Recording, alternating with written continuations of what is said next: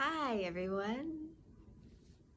Remember when I used to make videos and share practices that were short and sweet more frequently? Well, it's been a while and I thought I got home today, it's been raining, and you know what? Why not? So I have a practice of ungripping, of non-attachment. One of the yama is known as aparigraha, and that means non-gripping, non-grasping. In particular, it means to usually items or things that are offered to you, you've got to have. But it really falls under this umbrella of vairagya, which is that general concept you hear about in Eastern tradition, like yoga, like mindfulness, is non-attachment, detachment, unattachment. And I think the English translation that sometimes happens, that we're trying to convey this same thing, is letting go.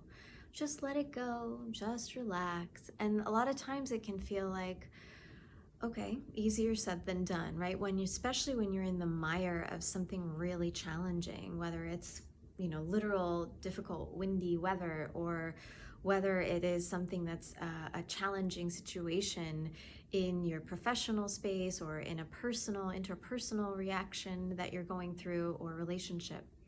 So I like to use the breath to help this practice, and it's really simple. By practicing what it feels like to be gripping, we understand then a little bit better of what it means to non-grip, ungrip, de-grip, right? The letting go is in the practice of coming into it first and then holding tight a little bit and feeling that release. So let's do that with breath. So first, just sit comfortably where you are. I have a little fly friend in here.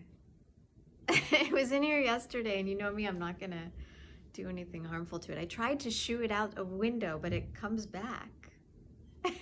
Okay, so all of this to say is comfortably sit and breathe wherever you are. If you're driving, be mindful of that, but otherwise just breathe a couple of natural breaths. It might be uncomfortable, just notice how it feels. Does it feel like you're tight somewhere when you're trying to do this, or you're not catching your breath? And this can help with that too. And then keep breathing. I'll explain what we're going to do. It's called bandhas. Bandhas are loosely translated to lock or gripping in the body. So we're going to contain the breath a bit and hold it, and then let it go. So you'll lift on the in-breath your pelvic floor, you'll fill the body, and then you're going to gently tuck the chin into another top lock. And so you'll have lock at base, lock at top, hold, feel it as much as is comfortable, and then you'll let it go. And you can even have fun with how you let the breath out as well. It can sound like, I like to say it's like a Sprite can, like let the pressure out. So we'll do that a couple of times. Take a nice deep breath in. Lift from your pelvic floor. Grip there. Gently tuck the chin. Hold. And hold as long as is comfortable. Even to a little bit of uncomfortable feeling, but to the point that that's not injurious to you. And then let it go. Take a resting natural breath.